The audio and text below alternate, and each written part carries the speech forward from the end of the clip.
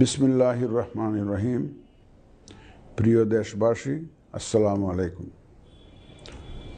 মহান সৃষ্টিকর্তার কাছে শুকরিয়া, তিনি বহু প্রতীক্ষিত ত্রয়োদশ জাতীয় সংসদ নির্বাচন এবং জুলাই জাতীয় সনদ সংবিধান সংস্কার বাস্তবায়ন আদেশ 2025 এর উপর অনুষ্ঠিতব্য গণভোটের তফসিল নিয়ে আপনাদের সামনে হাজির হওয়ার সুযোগ দিয়েছেন।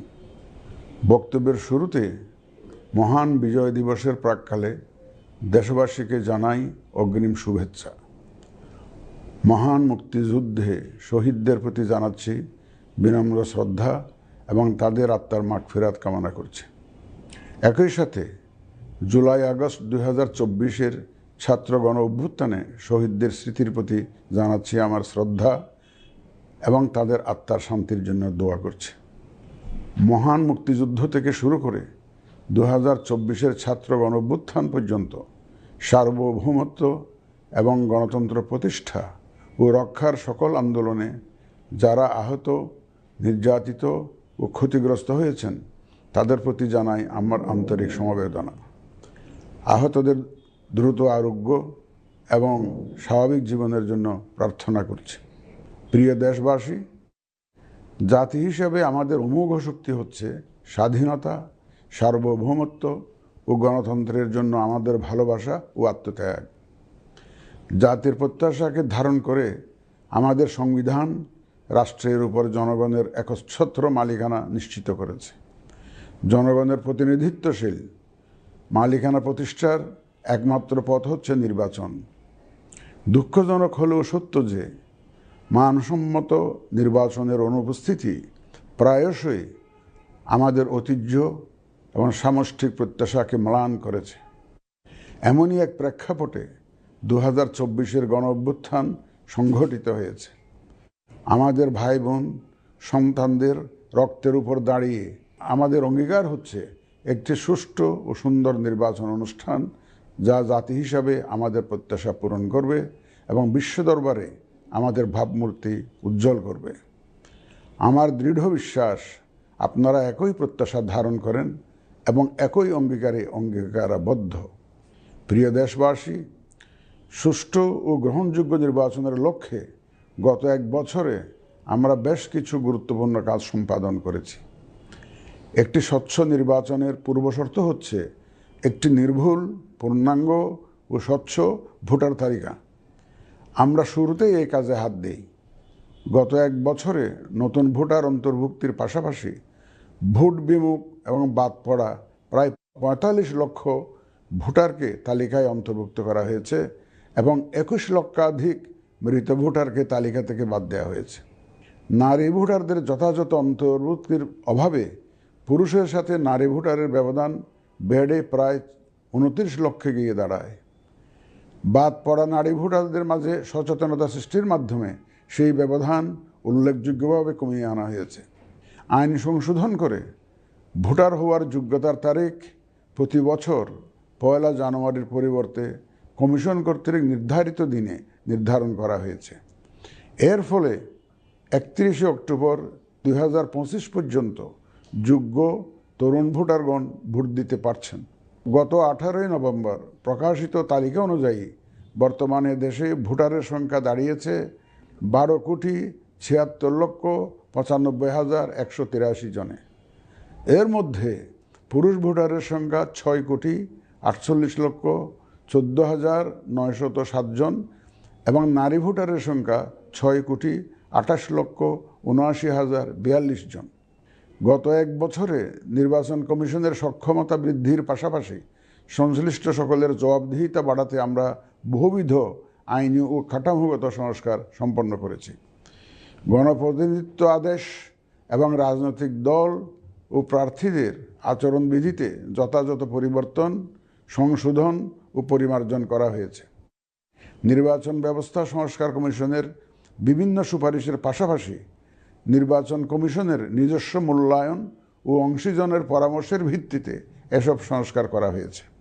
এই উদ্যোগ সফলভাবে সম্পন্ন করতে সহযোগিতার জন্য আমি অন্তর্বর্তীকালীন সরকার, নির্বাচন ব্যবস্থা সংস্কার কমিশন ও জাতীয় ঐকমত্য কমিশন সহ সকল অংশীজনদের জানাই আমার কৃতজ্ঞতা। প্রিয় দেশবাসী, বিভিন্ন কারণে এবারের নির্বাচন আমাদের জাতির ইতিহাসে অনন্য ও গুরুত্বপূর্ণ। প্রথমত, প্রকৃত গণতান্ত্রিক ধারা পুনঃপ্রতিষ্ঠার পাশাপাশি কাঙ্ক্ষিত সংস্কার প্রশ্নে সিদ্ধান্তের নির্বাচন এটি। এবার জাতীয় সংসদ নির্বাচন ও গণভোট একই দিনে অনুষ্ঠিত হবে, যা একটি নতুন অভিজ্ঞতা। দ্বিতীয়ত, সংশ্লিষ্ট সকল রাষ্ট্রীয় ও গণতান্ত্রিক প্রতিষ্ঠানের জন্য এই নির্বাচন হচ্ছে সক্ষমতা প্রমাণ করে ভাবমূর্তি পুনরুদ্ধারের অনন্য সুযোগ। তৃতীয়ত, দীর্ঘ গণতান্ত্রিক আন্দোলন সংগ্রামের পর দেশের স্বার্থে রাজনৈতিক দলসমূহের মাঝে সৌহার্দ্যপূর্ণ গণতান্ত্রিক প্রতিযোগিতার ধারা প্রবর্তনের দাবি রাখে এই নির্বাচন। চতুর্থত, প্রায় অকার্যকর পোস্টাল ভোট ব্যবস্থাকে পরিমার্জন করে এই নির্বাচনে একটি কার্যকরী রূপ দেয়া হচ্ছে। বিশেষ করে বাংলাদেশের অন্যতম চালিকা শক্তি আমাদের রেমিটেন্স যোদ্ধা তথা প্রবাসী বাংলাদেশি ভোটারদের প্রথমবারের মতো ভোটের আওতায় আনা হচ্ছে। একইভাবে প্রথমবারের মতো ভোটের আওতায় আসছেন আইনি হেফাজতে থাকা ভোটারগণ। এছাড়াও নিজ নির্বাচনী এলাকার বাইরে কর্মরত সরকারি কর্মচারী এবং নির্বাচন অনুষ্ঠানের সাথে সম্পৃক্ত ব্যক্তিগণ পোস্টাল ব্যালটের মাধ্যমে এবার ভোট দেবেন।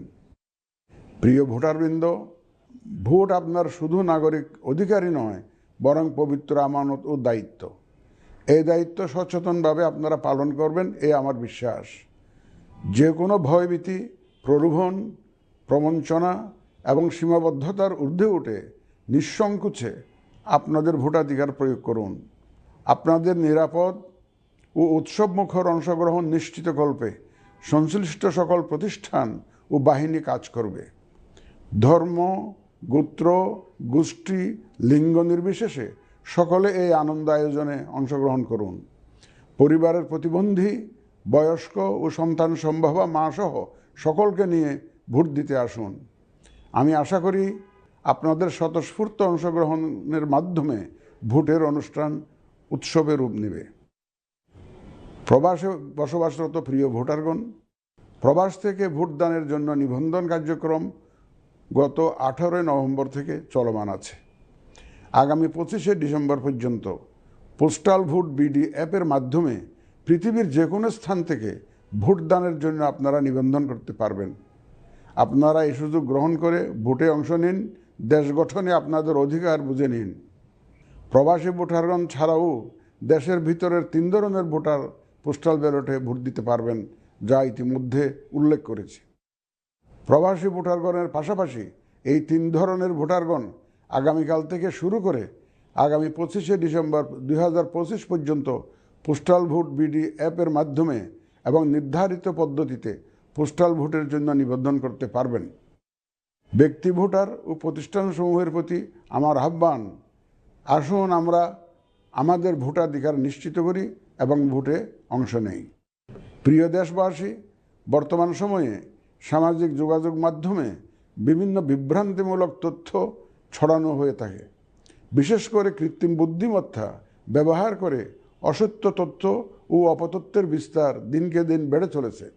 প্রতিপক্ষ দল ও প্রার্থীকে হেয় করার পাশাপাশি নারীদের প্রতি বিদ্বেষমূলক প্রচারণা আমাদের ঐতিহ্যকে ক্ষুণ্ণ করে এবং নির্বাচনকে কলুষিত করে। দেশের প্রচলিত আইন অনুযায়ী এসব রোধে প্রয়োজনীয় ব্যবস্থা গ্রহণ করা হবে। আপনাদের প্রতি আমার বিশেষ অনুরোধ, অসত্য এবং অসৎ উদ্দেশ্যে প্রচারিত কোনো তথ্যে কান দিবেন না, গ্রহণ করবেন না। মনে রাখবেন, অসত্য তথ্য শেয়ার করাও শাস্তিযোগ্য অপরাধ। আমি এবার নির্বাচনে অংশগ্রহণে ইচ্ছুক প্রার্থী এবং দলসমূহের প্রতি দু একটি কথা বলতে চাই। আসুন আমরা আচরণবিধি মেনে একটি শান্তিপূর্ণ ও উৎসবমুখর নির্বাচন নিশ্চিত করি। শান্তিপূর্ণ সহাবস্থান এবং পারস্পরিক শ্রদ্ধা নিশ্চিত করে ভোটারদের বিশ্বাস ও আস্থা অর্জনই হোক আপনাদের লক্ষ্য। নির্বাচনে দায়িত্ব পালনকারী প্রিয় সহকর্মীবৃন্দ, নির্বাচন কমিশন স্বচ্ছতা, নিরপেক্ষতা এবং দৃঢ়তার সাথে দায়িত্ব পালনে বদ্ধপরিকর। কমিশনের অংশ হিসাবে আপনারা নির্ভয়ে সততা ও নিরপেক্ষতার সাথে দায়িত্ব পালন করবেন। মনে রাখবেন, এ ব্যাপারে কোনো শিথিলতা বা গাফিলতি সহ্য করা হবে না। একটি সুন্দর ও গ্রহণযোগ্য নির্বাচন অনুষ্ঠানে সংবাদ মাধ্যম ও পর্যবেক্ষক সংস্থার সহকর্মীদের ভূমিকা অপরিসীম। আপনারা স্বাধীনভাবে সর্বোচ্চ পেশাদারিত্ব, নিরপেক্ষতা ও বস্তুনিষ্ঠতার সাথে আপনাদের দায়িত্ব পালন করবেন, এটিই আমাদের প্রত্যাশা। প্রিয় দেশবাসী, আমি এ পর্যায়ে নির্বাচনী তফসিল তথা নির্বাচন সংক্রান্ত সময়সূচি ঘোষণা করছি।